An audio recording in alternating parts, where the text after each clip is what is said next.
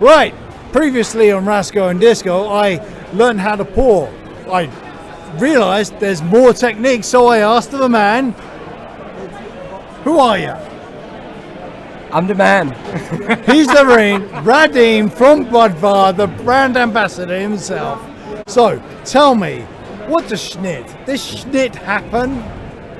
Snyt does happen, yeah, and Snyt is going to happen. Right. So Snyt is something that basically started off as the beer tender came to work. Yeah. He needed to taste the quality of the beer, so he would pour himself a Snyt. Yeah, so it's more like a taster. Essentially, it translated into when the patrons were sitting the bill. Yeah, well, back in the day, everything was hand counted. Yeah. They would, while the beer tender would be counting the beers, they would have the one beer before they went. Yeah. So the leaving beer. Essentially, what translate into, if you in Czech Republic, if you order a small beer, everyone's taking the bicky. Yeah, everyone takes a laugh at you because you're drinking small beers. Yeah, no one wants to, Yeah. So basically, what the Snyt translated into is a small beer in a large glass. All right. Yeah. So it's fairly simple. So we start with a beer clean glass. Clean the glass. Chilled, rinse with water. Chilled, rinse and water, yeah, cool. And then we started off, we get a foam. Foam. And essentially, after a couple of seconds, we start pouring the beer. Yep. And what we want to achieve is basically having 2 fingers of beer, 3 fingers of foam, and 1 finger left. Okay. Yeah? So essentially, as the foam turns into beer, it will become sort of a half pint or small beer. Excellent. So this would be. So look, point up reasonable.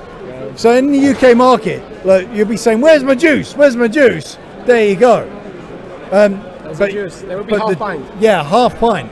But you got mostly foam, but it's protected. The juice is going to be good. Exactly. Just like we said last year. So I am picking up a lot of the foam, and the foam is nice and rich. It's just smooth and going down there, and then you got a nice little buzz of the actual lager itself, and that is a fucking great. I swear, sorry. Absolutely brilliant. Yeah. So it's actually, since you mentioned that, the foam, how rich it is, then we got a second pour. Cut. Yep.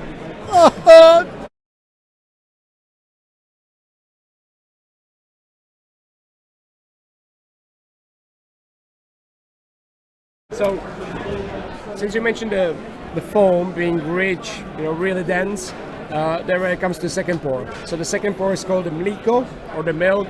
What it basically does is that we're decarbonating the beer already in the disciple tap. So essentially, we're getting less carbonation, which brings up the maltiness of the beer. Some would say translate into sweetness. Mm-hmm. So what we're gonna do is basically just pouring the foam. And keep on pouring the foam until we reach the top. Essentially, what we want to achieve is to have a 10% of a beer and 90% of the foam.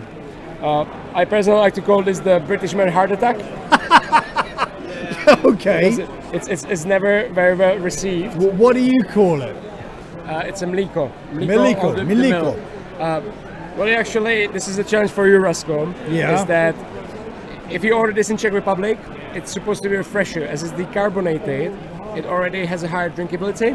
So people drink this in order to refresh themselves. But when they order it, they need to drink it at one go. And because it's decarbonated, it doesn't make the gasiness in your stomach. So basically what you have to do is drink it at one go. So I'm challenging you to drink it just the way we would drink it in Czech Republic. Right, all in one go. All in one go. So look, there's the lager at the moment. So 10% beer, 90% of Right. Does it change the percentage at all? Just to rule out? Percentage of what? The ABV. No, the ABV remains the same. There you go. All right, fine. All in one go. Here we go. I haven't done this since I was silly young. Right, 3, 2, 1. Slowly, just constantly. And make sure responsible drinking. This is done under the supervision of a professional. Keep on going. I trust you, Rasko. I trust you. The good thing about this pour is basically it's really decarbonated, so the amount of CO2 in the beer is lowered. So 1.5, 2 grams of CO2 per liter. So basically, as you're drinking it, you don't get gassy. It's more like a drinking sort of the milk, basically. It's fairly simple. In Czech Republic, we've done it already in like the fraction of the time that Rasko is drinking it, but I'm not going to make a fun out of it. We can wait another half an hour. There we go. I believe in you, mate. Well done. I think this was the longest time of Mliko being drank. There we go. Well done. There you go. That is. I have never been good at downing, and I always took my time in it. That is actually quite refreshing because it's ice cold in some ways, and yeah, I feel very refreshed.